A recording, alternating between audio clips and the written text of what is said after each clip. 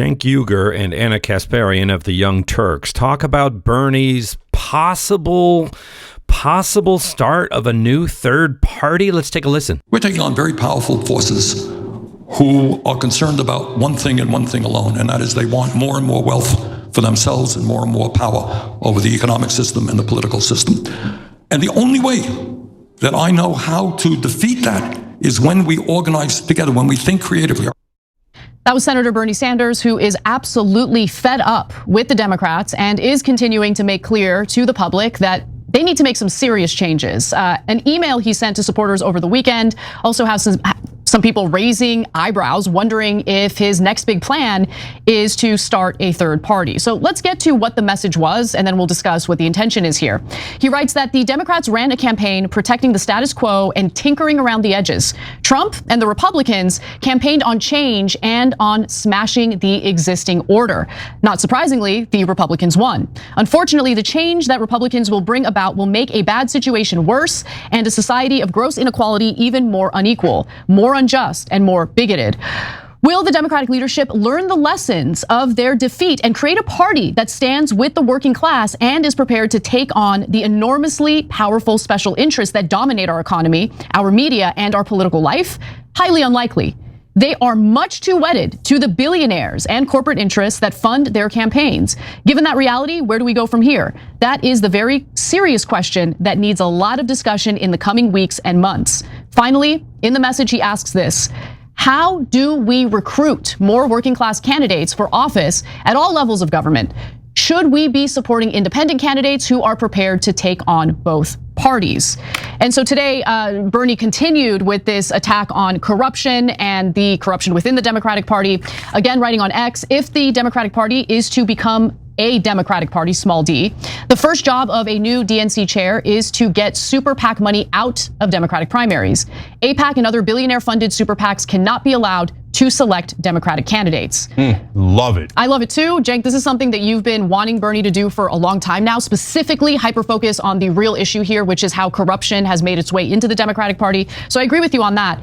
What I don't agree with, though, necessarily is the interpretation of this message by some on the left. Nathan Robinson, for instance, thinks, he might be trying to start a new political party. Hope he starts a political party.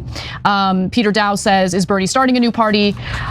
I don't think that that's what Bernie is necessarily calling for. But to be frank, I don't know what he's calling for here specifically, right? So what's your interpretation? Yeah, no, I think he's doing something that is incredibly similar to what we're doing. And why he's not coming on this show is a mystery to me, which we'll come back to in a second. But so before the election, not after the election, I started a populist plank here at tyt.com. And I said, look, no matter who wins, whether it's Kamala Harris or Donald Trump, we should all say that we're going to start a populist voting bloc. And that's the point of signing on to that, basically that petition. To say, I'm going to vote for the person or candidate or party that does these things, and I don't really give a damn if they're a Democrat, Republican, or independent. And if you're a Democrat and you say, I'm not going to do any of those things, and I'm not going to fight for any of those things, but you owe me your vote anyway. No, if you don't do these things, we're not going to vote for you.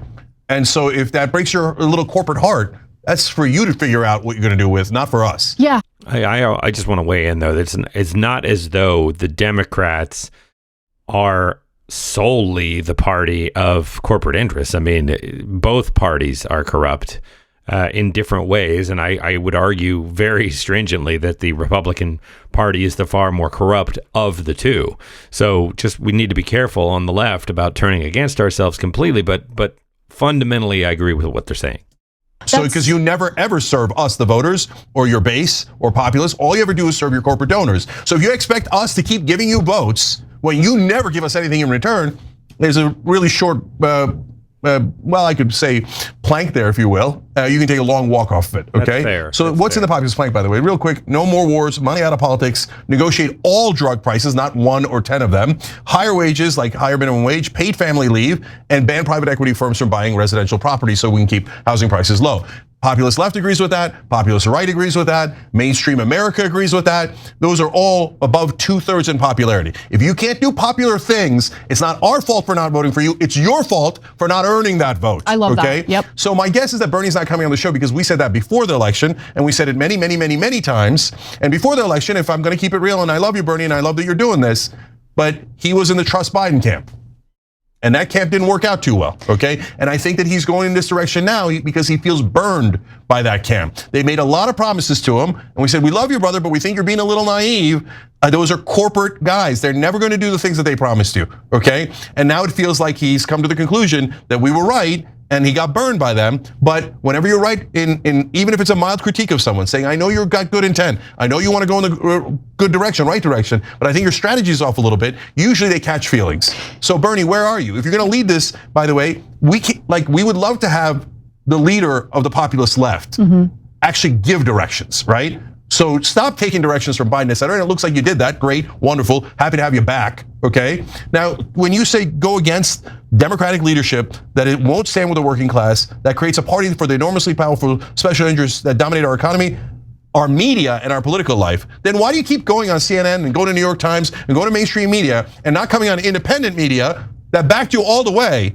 So sorry, brother, but you got to start leading. This is a great step in the right direction, and I appreciate it. And you can lead without us. Go on Jim Bob's show or whatever, right? But for God's sake, start leading in this direction and do not get bullied by your so-called colleagues in the Democratic Party who have never been your friends. You know, he has gone on other podcasts. I have nothing bad again to say about the Young Turks. He's been on lots of other podcasts. Lately, it doesn't seem like he would be bullied by his Democratic colleagues because he's been consistent, yes, after the election in attacking the Democratic Party for the right reasons, honestly. The corruption, the fact that they were much more interested in protecting the status quo rather than serving the American people or speaking to the real economic frustrations they've been dealing with for so long in this country. And look, I hear where you're coming from when it comes to Bernie. I think that he had some positive influence over Biden during Biden's term, which is why he's got a soft spot for Biden. And I'm going to be a little softer when it comes to Bernie. I've got a massive soft spot for him. And, you know, when I think about my own brand of politics and what I believe, my mind always goes back to who Bernie was and what he was campaigning on in 2015 and 2016. And I know that's who he really is. I know that he wants to fight for a better country and for better working conditions and better treatment for American workers. His heart is in the right place. He pursued a different strategy after being a warrior against corruption in the Democratic Party for so long. Remember, he got burned for doing that in 2016. No, I know. We've all been burned together. Yes. Okay. Yep. But then when you turn on the people who also got burned along with you, that is not helpful. Okay. And if people haven't gotten it yet, the establishment attacks everyone who is a populist. They attack everyone who's an outsider. So if you believe the garbage that they print, well, then if I believe the garbage they printed about Bernie Sanders, I think that his followers were Nazis, brown shirts, and that he was going to execute people in Central Park. All things that they said on the liberal channel on MSNBC, right. Okay? But I never believed any of that stuff, and all I ever did was defend Bernie Sanders on the things that he deserves defense on. So what I'm a little worried about, and look, the reason I mentioned not coming on the show is because, look, guests, oftentimes, 9 out of 10 times, they don't do well for us. Yeah, interviews don't perform well. So just get this stuff out of your head from old TV, like, oh my God, if you have access to guests, your ratings are gonna be better or you're gonna be better off. No, usually our ratings are worse with guests. We do it so that it informs the audience, right? And so it's got nothing to do with us personally. It slightly hurts us personally when we have boring political guests, and 9 out of 10 of them are boring. I hope not Bernie, but okay. Okay, but my point is, guys, too honest here. I hear you. But my point is that these not coming on the Young Turks is usually a bellwether. Okay, it tells you which way they're going. So when Bernie's running as a super strong progressive, he's all over the Young Turks. He goes to the Trust Biden strategy, gone. Okay, Colin Allred is a great example. Colin Allred was running as a Justice Democrat. We asked him to come. What? Yeah. Was he really? Not this time. Not this time. Right. Obviously not this time. Yeah. When he first started running for the House. Interesting. Right? Okay. We asked him to come on the show. He was going to come on.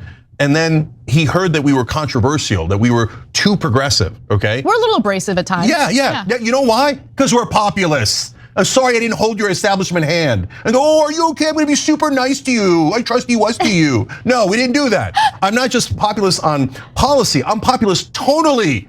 Sorry that I'm not a genteel whisperer on NPR. Mm-hmm. So the minute Colin Allred bailed on us, I was like, that guy's an establishment guy. I guarantee it, right? And eventually he withdrew from being a Justice Democrat. That's him raising his hand going, no, I plan to be corporate. Because the rule we have is you can't take corporate PAC money.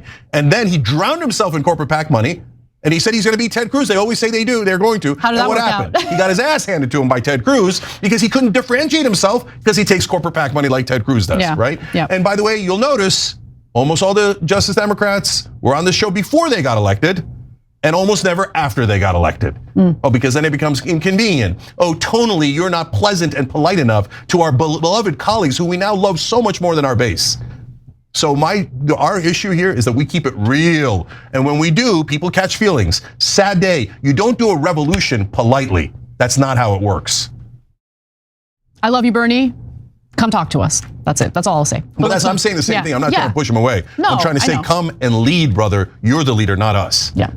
Cenk Uygur and Ana Kasparian getting a little worked up. There may be also a little chafed that Bernie Sanders hasn't agreed to come on the Young Turks and talk to them. But I don't know. I think it's really interesting, all of this speculation about how do we move forward and should there be a third party. I kind of agree that it seems like an extremely heavy lift, but something's got to happen, folks. Let me know what you think in the comments.